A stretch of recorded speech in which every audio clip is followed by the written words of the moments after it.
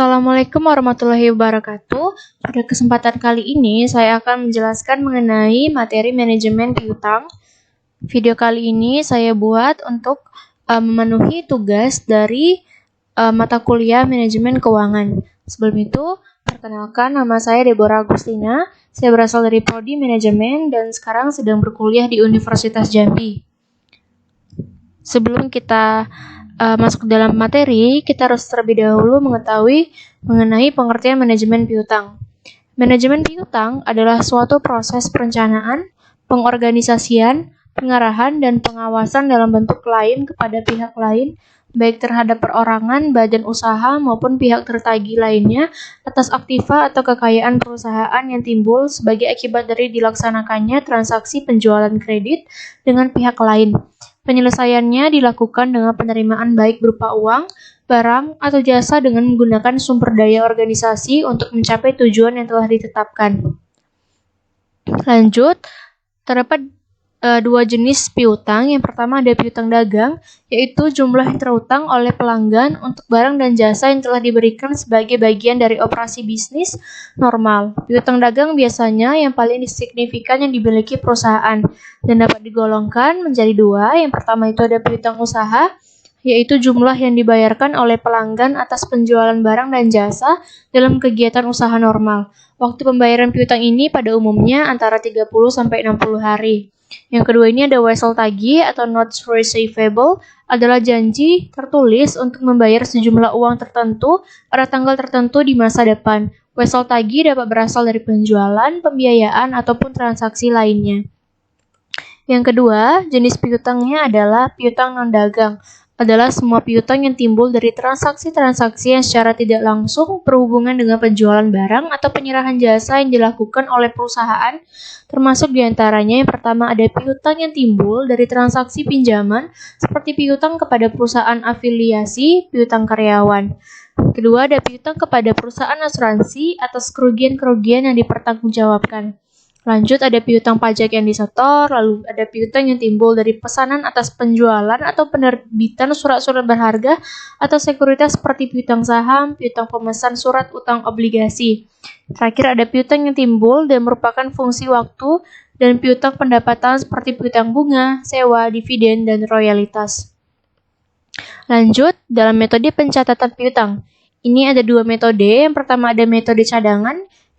Metode ini digunakan apabila kerugian piutang yang biasa terjadi cukup besar jumlahnya.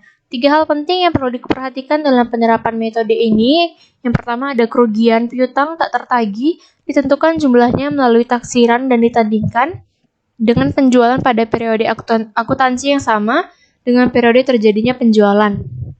Kedua, ada jumlah piutang yang ditaksir tidak akan dapat diterima dicatat dengan mendebet rekening kerugian piutang dan mengkredit rekening cadangan kerugian piutang.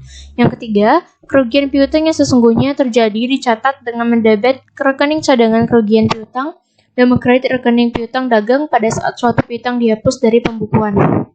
Yang kedua, ada metode penghapusan langsung.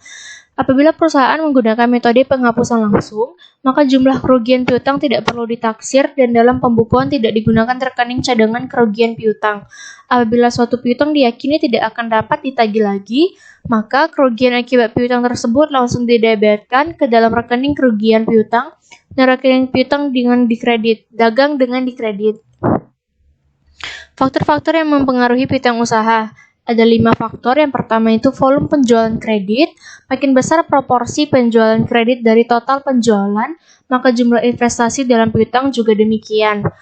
Yang kedua ada syarat pembayaran penjualan kredit. Syarat pembayaran penjualan kredit dapat bersifat ketat atau lunak. Apabila perusahaan menetapkan syarat pembayaran yang ketat, artinya keselamatan kredit lebih diutamakan dari profitabilitasnya.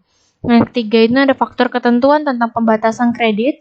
Dalam penjualan secara kredit, perusahaan dapat menetapkan batas maksimal bagi kredit yang diberikan kepada para pelanggan. Yang keempat ada faktor kebijakan dalam penagihan piutang. Dalam menagih piutang, secara aktif ataupun pasif dapat dilakukan oleh perusahaan.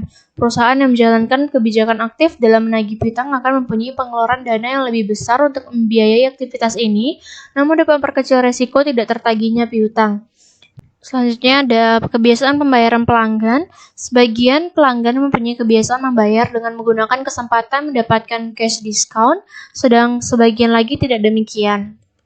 Lanjut, ada resiko kerugian piutang. Ada beberapa resiko. Yang pertama ini resiko tidak dibayarnya seluruh tagihan atau piutang. Resiko ini terjadi jika jumlah piutang tidak dapat direalisasikan sama sekali. Hal ini bisa disebabkan oleh beberapa faktor. Misalnya karena seleksi yang kurang baik dalam memilih langganan, sehingga perusahaan memberikan kredit kepada langganan tidak potensial dalam membayar tagihan. Yang kedua, ada resiko tidak dibayarnya sebagian piutang. Hal ini akan mengurangi pendapatan perusahaan, bahkan bisa menimbulkan kerugian bila jumlah piutang yang diterima kurang dari harga pokok barang yang dijual secara kredit. Yang ketiga, ada resiko keterlambatan pelunasan piutang. Hal ini akan menimbulkan adanya tambahan dana atau untuk biaya penagihan. Tambahan dana ini akan menimbulkan biaya yang lebih besar apabila harus dibelanjai oleh pinjaman.